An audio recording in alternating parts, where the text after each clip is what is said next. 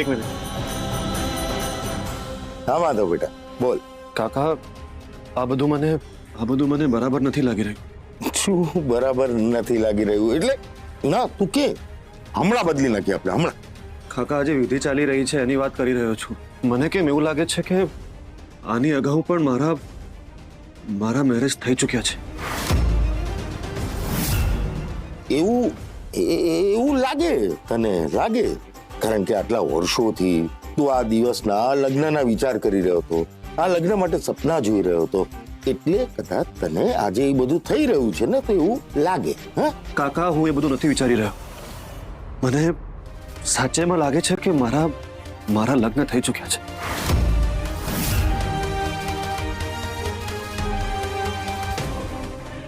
આને તો ઘેનમાં જ પરણાવી દેવાની જરૂર હતી. માધવ તું આ બધું મૂક ને. આ તારા આપણા પરિવાર વાળા આવ્યા, જો તારા મામા તારી ફોઈ ત્યાં શું ઉભા છો? અહીંયા આવો, માધવને મળો તો ખરા. આવો આવો આવો. જો આ તારા મામા છે. હા આ જુઓ તમારો ભાણિયો, એક્સિડન્ટ પછી જુઓ કેવો લાલ ટમાટર જેવો કરી નાખ્યો છે મેં. અરે તમે ધ્યાન રાખતા હો, પછી અમારે શેની ચિંતા? અને માધવ આ જો આ છે ને તારી ફોઈ, મારી બેન. ચાલો ચાલો ગોરબાપા હવે વિધિ શરૂ કરો. ચાલો. હા કાકા એક મિનિટ. શું ઉતાવળ છે? હા મારા ફઈબા આવ્યા છે, મારા મામા આવ્યા છે, એમના ખબર તો પૂછું. હા પૂછું કે નહીં? હા પૂછી લે હવે. પૂછી. ફઈબા બધું બરાબર છે ને? કોઈ તકલીફ? ના ના બધું બરાબર. સરસ સરસ સરસ. તમે બેઉ મારા પહેલા મેરેજમાં આવ્યા હતા ને? ફઈબા મામા મેં તમને કઈ પૂછ્યું, આવ્યા હતા?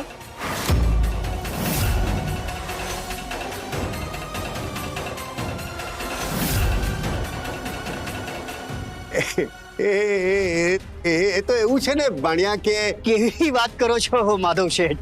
આ તમારા પહેલા જ લગ્ન છે. બાકી કોઈ નસીબદાર જ હોય જેને બીજા લગ્ન કરવા મળે. ના ખીમજી, આની અગાઉ પણ મારા મેરેજ થઈ ગયેલા હોય મને એવું લાગે છે. સપનામાં? તમે સપનામાં લગ્ન કર્યા છે? શું છે માધવ સર કે આ જ ઉંમર છોકરાઓની સપના જોવાની છે, તો તમે સપનામાં જ લગ્ન કર્યા છે. એક્ઝેક્ટલી માધવ, કિમજી બરાબર કે છે. તું એ જ લગ્નની વાત કરતો હોઈશ. હા ચલો બેસો. આમ વિધિમાંથી ઉભા ન થવાય માધવ. બેસ જાઓ ગોરબાપા. બેસ. બોલો ગોરબાપા, હવે શું? હા કિમજી હલો. હા આવી ગઈ.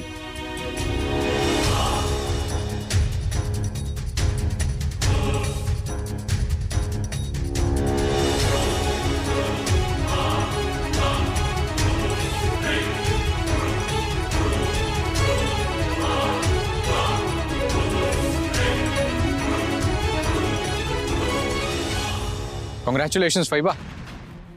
હવેથી સૂર્યાબાના ગગન મહેલમાં તમારો રાજ. બસ મારું ધ્યાન રાખજો. ધ્યાન એનું રખાય જે નિર્દોષ અને પ્રમાણિક હોય.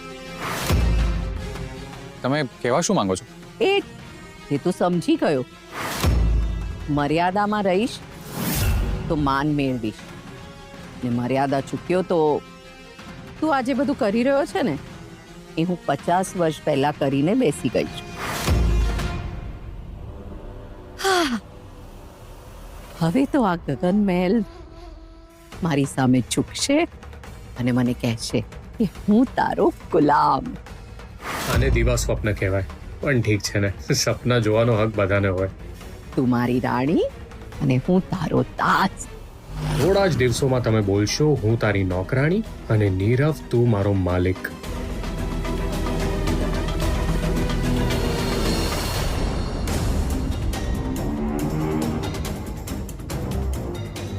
ગુરુ, ત્યાં બધું પતી ગયું ને બરાબર? હા ફઈબા. હા શું ગુરુ, તું આમ ઢીલો પડશે તો કેમ ચાલશે? હવે તો તારે જ બધું સંભાળવાનું છે ને. અંકલ, સંસ્કૃતિને આપણે હોસ્પિટલમાં ટ્રીટમેન્ટ માટે મોકલી છે. તમે ચિંતા નહીં કરતા. સંસ્કૃતિ મહિનામાં સાજી થઈને ઘરે પાછી આવી જશે. હા,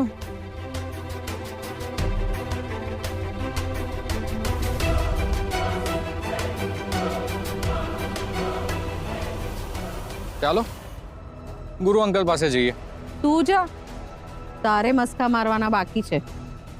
મારું કામ તો પૂરું થઈ ગયું.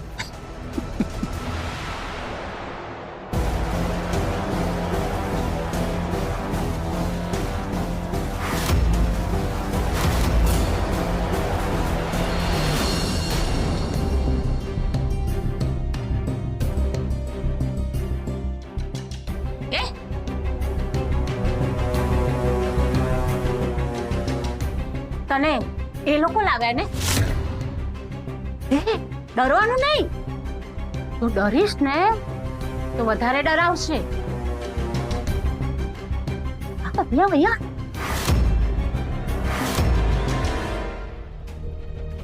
ડરવાનું નહીં. હા, રાતે છે ને બધા સુઈ જાય ને એટલે એ આપણી સાથે વાત કરે. આંટી તમે શું બોલો છો? બસ બોલ જ કરું છું. કોઈ વાત કરવા વાળું નથી મારી જોડે. 35 વર્ષથી મારો છોકરો મને અહીંયા મૂકી ગયો છે, ત્યારથી રાહ જોઉં છું. કોઈ તો આવે મને લેવા માટે, મારા ઘરેથી કે ઉપર યમરાજ તરફથી. આના કરતા તો જેલ સારી. ત્યારે તો સજા પૂરી થાય.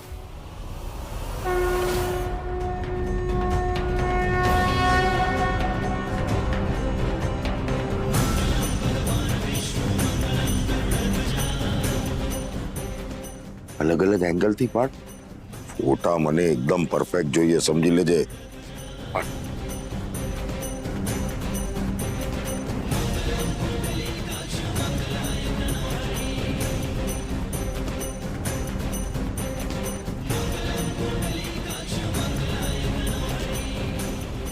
જો એ ડફોડ સારા ફોટા પાડને પણ.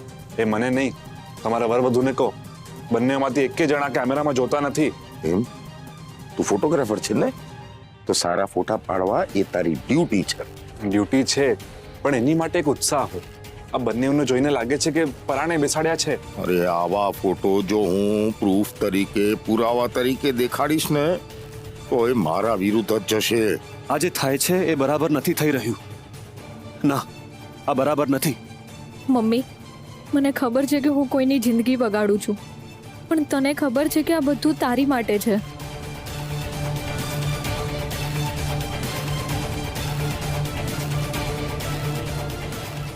માધવ, સંસ્કૃતિ, આમ શું આમ ઉદાસ થઈને બેઠા છો?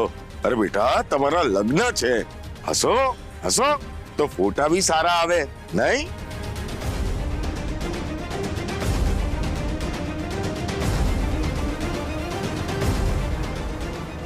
સર, હજુ લગ્ન થાય એ પહેલા એક ઉત્સાહ હોય, એક ખુશી હોય, એ દેખાતી જ નથી. નથી દેખાતી? આવું હો, તારી માટે ઉત્સાહી લાવું. ઉભો રહે. મામા, ભાઈ આવો તો જરા. તું ત્યાં ઊભી છે, આવો. હું શું કહું છું, ઓલી સંસ્કૃતિ પાસે જાઓ, એને આશીર્વાદ આપો. ને એને કહો જરા હસે, ને માધવને પણ હસાવે. અરે ભાઈ, આ છેલ્લી વાર મને મારા ભાણિયાને મળી રહેવા દો, પછી તો એ વહુ ગેલો થઈ જશે ને, મામાને ભૂલી જશે. મારો ભત્રીજો એવો નથી. બોલવાની પરમિશન મળી ગઈ લાગે છે.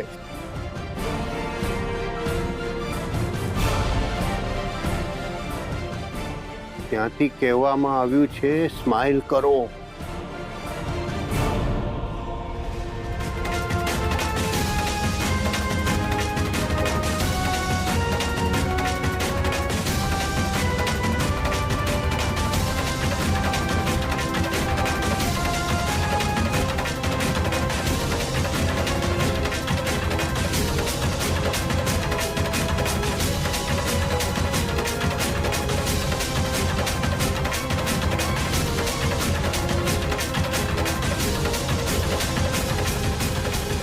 ચાલો ફેરાના સમય થઈ ગયો.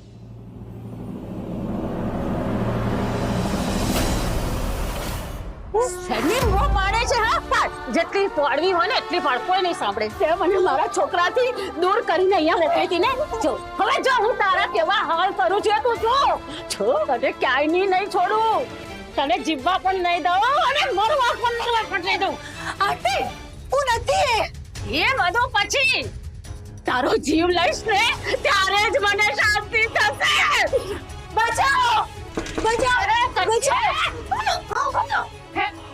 જેટલી મોવા પડે એટલે કોણ તારે બચાવશે કોઈ નહીં બચાવે બુબુ પાડ કોણ છે ના આઈ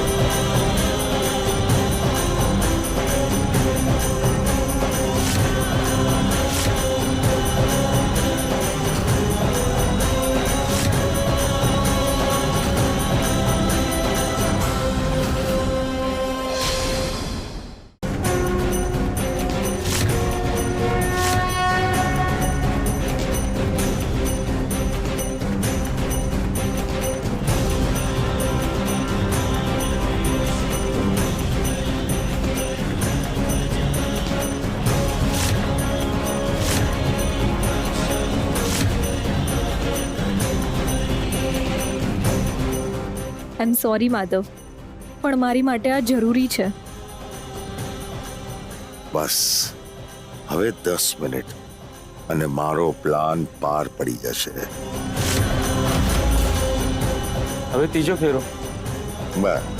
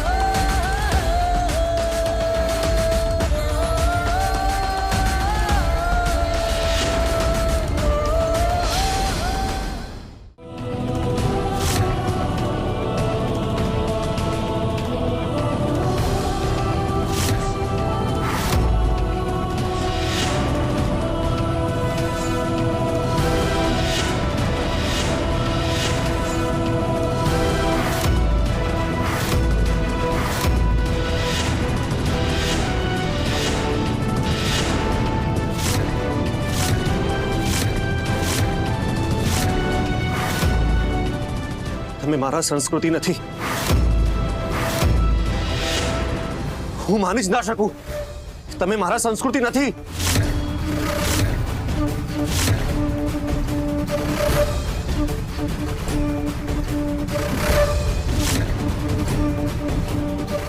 કાકા, મારી સંસ્કૃતિ ક્યાં છે? માધવ બેટા કેમ આવું કરે છે? આ જ છે તારી સંસ્કૃતિ જેની માટે તું આટલા વર્ષોથી હેરાન થઈ રહ્યો છે. ના કાકા, આ એ સંસ્કૃતિ નથી. માધવ તું શાંત થા. મને એવું લાગે છે તને અત્યારે પેનિક એટેક આવ્યો છે. તું શાંત થઈ જા.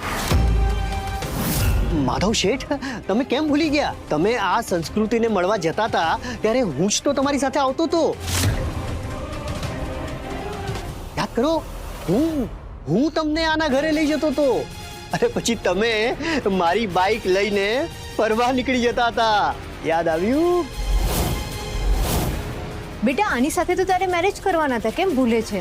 અરે ભાણિયા, આ છોકરીના તો ફોટા તે મને મોકલાવેલા. દેખાડો.